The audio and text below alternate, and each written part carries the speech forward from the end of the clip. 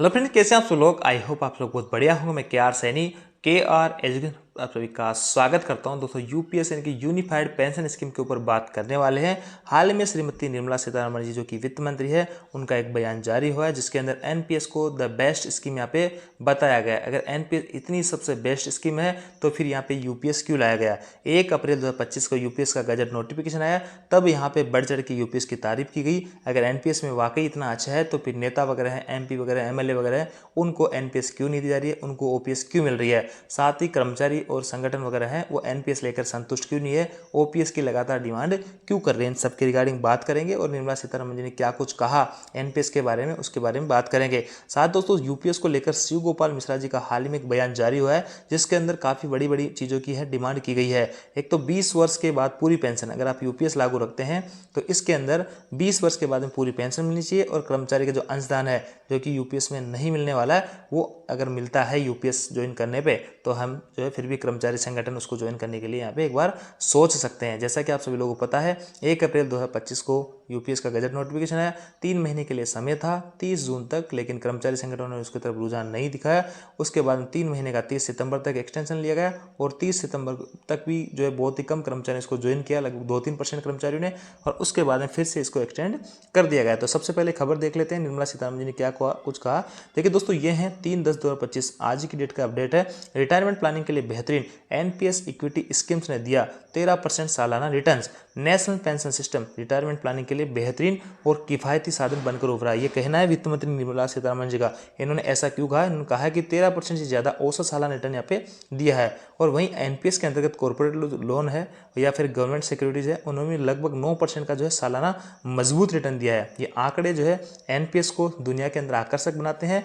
और उन्होंने इस बात पर जोर दिया कि मजबूत रिटर्न, कम लागत, पोर्टेबिलिटी और लचीलेपन के कारण ये केवल सरकारी कर्मचारियों से, देखिए दोस्तों, सरकारी कर्मचारियों के लिए नहीं, ये जो है प्राइवेट सेक्टर कर्मचारियों के लिए भी फायदेमंद यहाँ पे रहने वाला है, ऐसा कहना है निर्मला सीतारमण जी का। और भी कई सारी चीज़ें इसमें कही गई है। देखिए इसमें कहा है कि एक और महत्वपूर्ण बदलाव किया है जिसमें पेंशन प्लानिंग ज़्यादा टिकाऊ बन गई। जो सुधार सरकारी कर्मचारियों के लिए शुरू हुआ था वह अब प्राइवेट सेक्टर, स्वरोजगार करने वाले व्यक्तियों सहित सभी नागरिकों के लिए सुलभ यूनिवर्सल रिटायरमेंट टूल बन गया है। देखिए यहाँ पे सीधे सीधे तौर पे एनपीएस की बढ़ चढ़ कर तारीफ की जा रही है और एनपीएस को ही सबसे बेहतरीन स्कीम यहाँ पे बताया जा रहा है श्रीमती निर्मला सीतारमण जी के द्वारा। जब यूपीएस का गजट नोटिफिकेशन आया तो इसमें काफ़ी सारी खामियां थी। यहाँ पे जो डेथ कम ग्रेजुटी है उसको लेकर कई सारी चीज़ें क्लियर नहीं थी, वो लागू हुई है। उसके अलावा 20 साल की जो सर्विस थी उसको भी लेकर यहाँ पे जो है जारी हुआ है कि हम 20 साल के बाद में पेंशन दे देंगे, लेकिन पूरी पेंशन आपको नहीं मिलेगी। आनुपातिक रूप से ये बात कही गई है। यहाँ पे पूरी पेंशन की डिमांड की जा रही है। 20 साल के बाद में रिटायरमेंट अगर कोई लेता है तो उसको पूरी पेंशन मिलनी चाहिए। सर्विस की जो है यहाँ पे परिपक्वता 20 साल रखने की बात की जा रही है। और भी कई तरह की चीज़ें यहाँ पे डिमांड की जा रही है। कर्मचारी जो अंशदान कट रहा है उसको अगर रिटर्न करती है सरकार तो फिर भी एक बार यूपीएस सुनने के यहाँ पे सोच सकते हैं। साथ ही एक और इसमें करेक्शन किया है कि रिटायरमेंट से पहले अगर आप रिटायरमेंट ले रहे हो तो उससे 1 साल पहले तक आप एनपीएस में वापस आ सकते हो। और या फिर जो है अगर वीआरएस ले रहे हो तो उस केस में 3 महीने पहले आप जो है यूपीएस से वापस एनपीएस में स्विच कर सकते हो। लेकिन शुरू में ऐसा नहीं था। शुरू में ये था कि अगर एनपीएस से यूपीएस में एक बार आ गए तो लाइफ टाइम आपको यूपीएस में रहना पड़ेगा। तो यूपीएस में कई सारे करेक्शन हुए हैं, तो धीरे धीरे उम्मीद है और कुछ करेक्शन होते हैं कर्मचारियों के फेवर में। तो यूपीएस सुनने के लिए यहाँ पे एक बार सोच सकते हैं। बाकी आपको क्या लगता है आप कमेंट करके बता सकते हैं। अब देखिए दोस्तों, यहाँ पे यूपीएस को लेकर मैं बताता हूँ कि ये जो है आरटीआई का रिप्लाई आया है, इसके अंदर एनपीएस में टोटल अभी जो है 24,64,437 कर्मचारी ये सवाल जवाब किए गए थे और इनसे 70,670 लोगों ने अभी तक एनपीएस चुना है यूपीएस एनपीएस में। और ये अलग अलग डिपार्टमेंट के लोग हैं। तो लगभग 3% टोटल कर्मचारियों ने अभी तक यूपीएस चुना है, जिसमें रेलवे के जो है 18,024 कर्मचारियों ने अभी तक कर्मचारी पेंशन से यहाँ पे यूपीएस चुना है। यूपीएस की डेट को एक्सटेंड फिर कर दिया गया है, पहले भी एक्सटेंड किया जा चुका था। देखिए request have been received from various stakeholders. ये स्टेक होल्डर पता नहीं कौन है जो ये लगातार डिमांड कर रहे हैं। Some more time need to give the employees to exercise the option in view of this changes. तो यहाँ पे फिर एक बार जो है 2 महीने के लिए इसको बढ़ा दिया गया है। तो आप देख पा रहे होंगे ये लेटर है आपका 30 सितंबर 2025 का। तो इसको 2 महीने का समय बढ़ाया गया है। आप जो है 30 नवंबर तक अब आपके पास समय है अगर कोई भाई एनपीएस यूपीएस में जाना चाहता है तो। अब मैं आपको शिव गोपाल मिश्रा जी का बयान बताता हूँ, आप सुन लीजिएगा वो क्या कुछ कह रहे हैं यहाँ पे। साथियों, इस दुर्गा पूजा और नवरात्रि और विजयदशमी के समय आपको और आपके परिवार को बहुत ढेर सारी शुभकामनाएं। हम लोगों ने बहुत सारे प्रयास किए कि आपका त्योहार अच्छा हो। पीएलबी बहुत सालों से जो है वो 78 दिनों पर अटका हुआ है। हम प्रयास कर रहे थे, कुछ दिन बढ़ने की भी संभावना थी, लेकिन चूंकि वित्त मंत्रालय का एक अड़ंगा है कि आप फार्मूला बदलें तभी इसमें कुछ हो सकता है, और फार्मूला बदलने से हम लोगों का अमाउंट कुछ कम होने की आशंका है। तो इस वजह से हम लोग उस पर अभी तैयार नहीं हैं।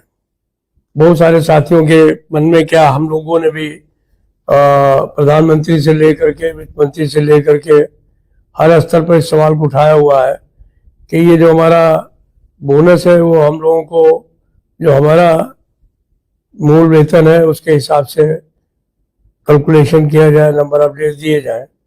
लेकिन उसमें सरकार की तरफ से ये कहा जाता है कि आपकी बोनस की सीमा जो है बोनस एक्ट से बंधी हुई है, और जब तक बोनस एक्ट में परिवर्तन नहीं होगा तब तक हम इसमें कुछ भी परिवर्तन नहीं कर सकते हैं। तो उस पर हमारा संघर्ष और लड़ाई जारी है।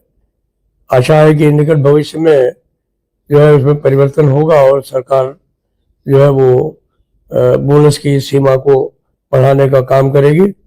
तो उस दिशा में भी हम लोग बराबर प्रयत्नशील हैं। अभी यूपीएस को लेकर के भी बहुत सारी आशंकाएं थी, तो हर स्तर पर बात करके एक स्विचओवर का जो चांस रिटायरमेंट से 1 साल पहले और वॉलंटियर रिटायरमेंट के 3 महीने पहले के आदेश जारी करा दिए गए। हमने देखा, लोगों ने महसूस किया कि ये जो सरकार द्वारा उठाया गया कदम है उससे सिक्योरिटी ज़्यादा बढ़ी है। अगर लोगों को लगता है कि उनके अकाउंट में पैसे काफ़ी हैं तो वो स्विच ओवर करके अपने उस अमाउंट की तरफ जा सकते हैं, और अगर नहीं है तो कम से कम उनको आधी पेंशन तो मिलेगी, ऊपर से डीए भी मिलेगा। तो उस गारंटी के साथ एक अच्छा मौका मिला है। तो हमने भी मांग की थी कैबिनेट सेक्रेटरी को, और जो है वो हम पेंशन सेक्रेटरी को, अपने जो डीएफएस के सेक्रेटरी हैं उनको बहुत धन्यवाद देते हैं कि उन्होंने इस दिशा में ध्यान दिया और 2 महीने के लिए इसका कार्यकाल और बढ़ा दिया गया है। तो मुझे आशा है कि इस अवधि में ज़्यादातर लोग इसको समझ करके और अपनी सूझबूझ के हिसाब से अपना ऑप्शन दे सकेंगे, ताकि कम से कम रिटायरमेंट के बाद में वो खाली हाथ नहीं रहे, उनको निश्चित तौर पर आधी पेंशन और वो भी महंगाई भत्ते के साथ मिल सके। ये एक गारंटी जो है वो मिलने का काम हुआ है। बाकी काफ़ी सुधार हमने कराने का प्रयास किया है। भविष्य में भी जो चीज़ें हैं उनको सुधारने का प्रयास करेंगे। हमारा पूरा प्रयास रहेगा कि 25 साल 20 साल में कन्वर्ट हो जाए, और जो 1/10 हिस्सा अभी 10% की कटौती के बाद मिल रहा है वो भी कम से कम 1/5 तक पहुंचने का काम हो। ऐसा प्रयास आने वाले सालों में या दिनों में हम लोग करने का काम करेंगे। तो ये सब प्रयास हैं। आप सबका त्योहार बहुत अच्छा हो, आप परिवार के साथ में इसको अच्छे तरीके से मनाएं, हम यही आशा करते हैं।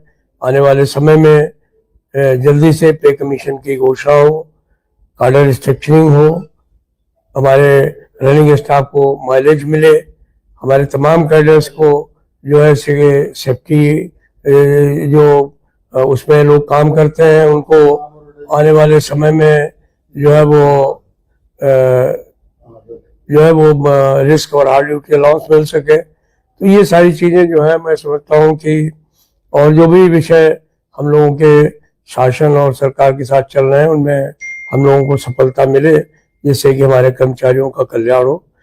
मैं आप तमाम साथियों से इस मौके पर एक और अपील करना चाहूँगा कि हम देखते हैं कि तमाम तरीके की अफवाहें हमारे कुछ संगठन और कुछ व्यक्ति बराबर फैलाने का काम करते हैं, और हमारे जो कर्मचारी बंधु हैं उनको, या हमारी कर्मचारी भगिनी हैं उनको बरगलाने की कोशिश करते हैं, और उससे उनके मन में काफ़ी कुंठा भी होती है। मेरा एक ही अपील है कि ये जो भ्रम फैलाने वाले शक्तियां हैं झूठ बोलने वाली शक्तियां हैं। मैं समझता हूँ कि जब हर दशहरे में रावण का अंत होता है तो मैं ये भी चाहता हूँ कि ये झूठ फैलाने वाली जो शक्तियां हैं इनका भी कोई अंत होना चाहिए। हमें ऐसा कोई काम नहीं करना चाहिए जिससे कि हमारे कर्मचारियों के बीच में कोई भी ऐसी भावनाएं पैदा की जाएं जो बाद में पूरी नहीं हो और उनके मन में कुंठा हो। तो ये जो कुंठा फैलाने वाले, झूठ फैलाने वाली शक्तियां हैं, मैं समझता हूँ कि इस दुर्गा पूजा पर, इस जो है वो दशहरा पर ऐसी शक्तियों का भी नाश होना चाहिए। ये मेरी भगवान से प्रार्थना है। इसी आशा के साथ मैं आप सबको फिर एक बार विजयदशमी की और दशहरे की बहुत शुभकामनाएं देता हूँ। धन्यवाद। जय हिंद। ठीक रहेगी। अगर यूपीएस में इतना ही फायदा होता तो काफ़ी सारे कर्मचारी अभी तक जा चुके होते, तो कम कर्मचारी इसकी तरफ रुझान ले रहे हैं, कम इंटरेस्ट ले रहे हैं, तो इसका मतलब यहाँ एनपीएससी यूपीएस से बेहतर है अभी फिलहाल को देखते हुए। तो ये थी अपडेट दोस्तों। आई जानकारी आपको अच्छी लगेगी, वीडियो को दोस्तों साथ शेयर जरूर करें। Thank you.